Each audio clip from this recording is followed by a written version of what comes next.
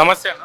అన్న ఈరోజు దేశవ్యాప్తంగా ఆల్ ఇండియా బ్రేక్ డౌన్ గురించి దాంట్లో భాగంగా మేము అందరం అయితే పార్టిసిపేట్ చేయడం జరిగిందన్న. ఏదైతే ఈ ఓలా ఊబర్ ర్యాపిడో సంస్థలు మా రక్తాలను పీల్చుకుంటూ అనేక విధాలుగా మమ్మలను రకరకాల ఇబ్బందులు చేస్తూ ఉన్నాయి. కిలోమీటర్ రేటు తగ్గించుకుంటూ క్యాన్సలేషన్ చేసుకుంటూ మమ్మల్ని మేము ఉన్నామా లేమా అన్నట్టే విధంగా ఉన్నది. మమ్మల్ని గొడ్డు చాకరీ చేయించుకుంటూ ఉన్నారు. మేము అడిగితే మమ్మల్ని క్యాప్టెన్లు అంటూ ఉన్నారు, కానీ మమ్మల్ని బానిసల కంటే ఎక్కువ చూస్తూ ఉన్నారు. దానికి కారణంగా దేశవ్యాప్తంగా ఈరోజు గిగ్ వర్కర్ల నుంచి ఒక యూనియన్లు కలిసి ఒక పిలుపునిచ్చాయి. దానికి మా యొక్క ఆటో డ్రైవర్లు ఇక్కడి నుంచి సంఘీభావం వ్యక్తం చేస్తూ ఉన్నాం. ఒక నిరసన ద్వారా కూడా మా యొక్క బాధల్ని అదే అనేకమైనటువంటి మీడియా సంస్థలు కూడా చెప్పడం జరిగింది. ఇందులో ఏ కారణం ఉంది అని అంటే ప్రత్యక్షంగా మాత్రం ఇక్కడ ప్రభుత్వ నిర్లక్ష్యం అనేది స్పష్టంగా అవపడుతుందన్న. ఈ యొక్క విచ్చలవిడితనమైనటువంటి ఈ ఓలా ఊబర్ ర్యాపిడో సంస్థలకు ఎలాంటి నిబంధనలు లేకుండా విచ్చలవిడి ఇవ్వడం వల్ల మా ఆటో డ్రైవర్లు చాలా వరకు బాధలు పడుతూ ఉన్నారు. ఈరోజు డిస్టిక్ ఆటో డ్రైవర్లు కూడా రావడానికి కూడా ప్రభుత్వమే కారణము. ఈ ఫ్రీ బస్ ఏదైతే పెట్టారో దాని ద్వారా కూడా మా ఆటో డ్రైవర్లు పల్లెల నుంచి వదిలిపెట్టి ఇక్కడ మా ఆటో డ్రైవర్లలో పండుకొని గుండె అయిపోయి చనిపోయిన సందర్భాలు కూడా ఉన్నాయి. ఈ కారణం చేత ప్రభుత్వము మంచి చొరవ తీసుకొని కాంగ్రెస్ ప్రభుత్వం అధికారంలోకి రాకముందు ఆటో డ్రైవర్ల పరిస్థితి ఎట్లా ఉంది? అప్పటికి కూడా ఈ ఓలా ఊబర్ ర్యాపిడో సంస్థలు కొద్దిగా ఇంత దారుణంగా లేవు, కాకపోతే కొద్దిగా మెరుగుపడే విధంగా ఉండేది. కాకపోతే ఎప్పుడైతే కాంగ్రెస్ ప్రభుత్వం రావడము, ఈ ఫ్రీ బస్ పెట్టడము, ఈ ఊర్లలో నుంచి కానీ మన సిటీ డ్రైవర్ల నుంచి కానీ ఇక దానికి అంతు లేదు పంతు లేదు. ప్రత్యేకంగా చెప్పాలి అని అంటే ఈ బైకులు అనేవి విచ్చలవిడిగా అయిపోయి కార్పొరేట్ సంస్థలు అనేవి మమ్మల్ని రక్తాలు లాగుతున్నాయి.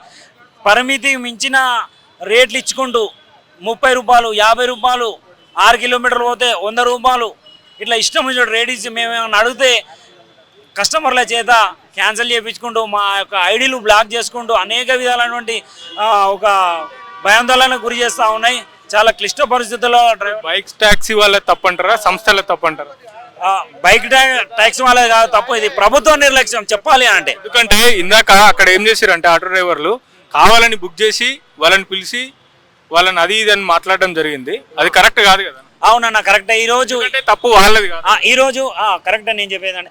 ఈరోజు అన్ని సంస్థలకు నిరసనగా వాళ్ళు కూడా ఒక 10 రూపాయలు సంపాదించుకుంటారు అంటే అది ఓలా ఊబర్ ర్యాపిడో సంస్థలే కాదు, వాళ్ళు కూడా తక్కువ ఇస్తూ ఉన్నాయి. కానీ అది ప్రభుత్వం నిర్లక్ష్యం ఉంది. వాళ్ళు ప్రభుత్వంతో ఎల్లో ప్లేట్తో నడిస్తే మాకు ఎలాంటి అభ్యంతరం ఏం లేదు. దానికి వ్యతిరేకంగా పోతున్నారు కాబట్టి మాకు అభ్యంతరం ఉన్నది. వాళ్ళని ఆపడం అనేది అంటే ఈరోజు నిరసన వ్యక్తం చేస్తూ ఉన్నాం కదా, అందులో వాళ్ళు భాగం కదా. రేపు 4 పైసలు పెంచితే వాళ్ళకు కూడా పోతాయి కదా.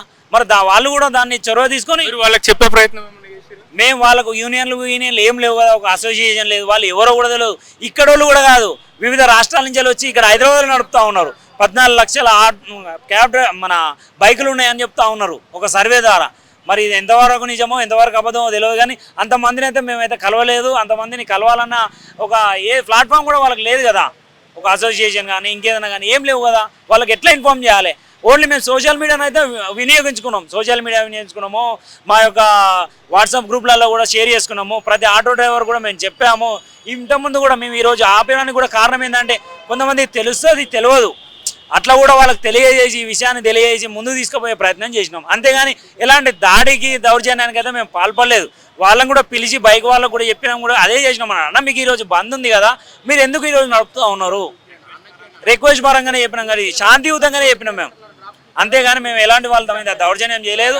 మాకు పోలీసులు కూడా చాలా చక్కగా మాకు సహకరించారు. వాళ్ళకు కూడా ధన్యవాదాలు చెప్తా ఉన్నాం. జై డ్రైవర్ అన్న, జై డ్రైవర్ అన్న.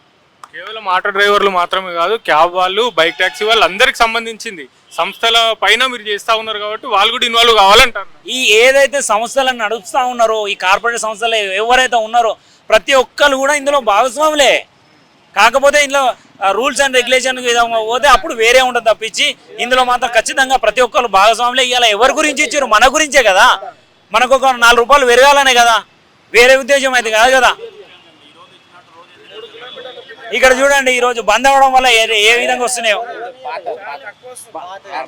పాతదేనా 3 కిలోమీటర్లకు ఎంత వస్తూ ఉన్నది, ఈ రోజు ఎంత వస్తూ ఉన్నది అంటే. ఇంకొకటి ఏంటంటే మేము ఒక నిమిషం ఇంకొకటి మేము డిమాండ్ చేయాల్సింది ఏంటంటే ఈ కార్పొరేట్ సంస్థలు ఇప్పటికైనా మేల్కొని మాకు డిమాండ్ రూపంలో కాదు, కిలోమీటర్ వైజ్ ఇవ్వండి. హైటెక్ ఇప్పుడు హైవేలు ఇచ్చినట్టు ఇస్తే 10 రూపాయల కిలోమీటర్ ఇస్తే మాకు నడవదు.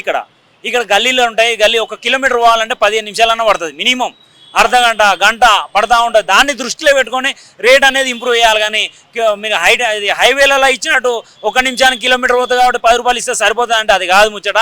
ఇక్కడ గల్లీలు ఉంటాయి, దాని ద్వారా ట్రాఫిక్ జామ్లు ఉంటాయి. దాన్ని దృష్టిలో పెట్టుకొని ఈ కార్పొరేట్ సంస్థలు ముందుకు పోతే బాగుంటుందని చెప్పేసి మేము అందరం కోరుతా ఉన్నాము. ఇంకొక అడుగు కూడా ఇదే విధంగా కొనసాగితే ఖచ్చితంగా మా ఆటో డ్రైవర్లను కానీ క్యాబ్ డ్రైవర్లు కానీ ఎవరైతే ఉన్నామో వాళ్ళందరం ఐక్యమయ్యి ఈ కార్పొరేట్ సంస్థలు ఉన్న ఒక యాప్లను మొత్తం కూడా డిలీట్ చేసేసి మేము ప్రభుత్వం నుంచి వెళ్ళి మరొక యాప్ను క్రియేట్ చేసుకుంటాం. అది కూడా ప్రభుత్వం కూడా చేత కాకపోతే మేమే ముంగడుండి నడిచి ఒక యాప్ను క్రియేట్ చేసుకొని దీని నుంచి వెళ్ళి ముందుకు పోతాం అని చెప్పేసి మా మీడియా ద్వారా మా ఆటో డ్రైవర్లు కానీ క్యాబ్ డ్రైవర్లు కానీ ఈ కార్పొరేట్ సంస్థలు కానీ ప్రభుత్వం కానీ అందరికీ వెళ్ళవిసుకుంటా ఉన్నాం. అన్న నమస్తే.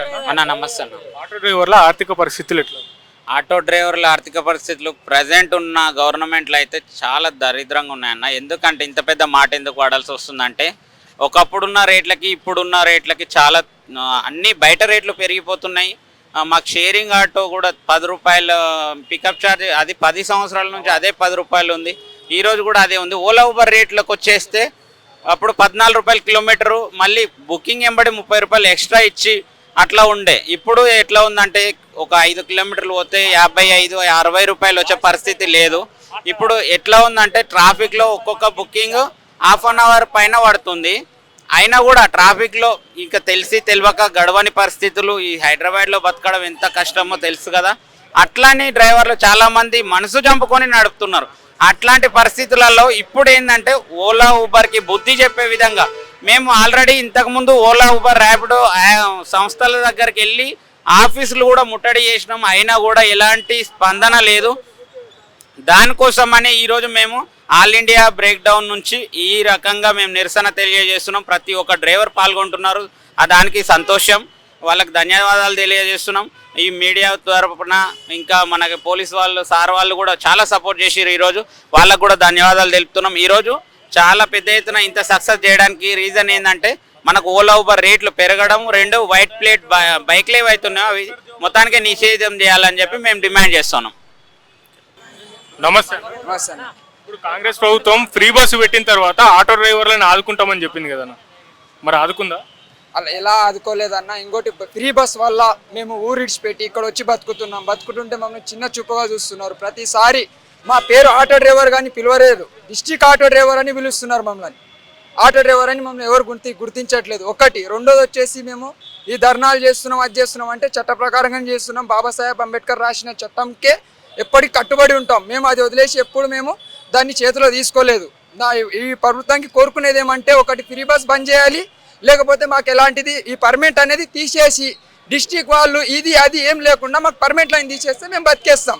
ఒకటి సింగిల్ పర్మిట్ చేసేయాలి. సెకండ్ వచ్చేసి బైక్ ట్యాక్సీస్ ఏమున్నాయి కదా వీటిని తీసేస్తే ఏ ఆటో వాళ్ళకి ఇదే అనేది ఉండదు.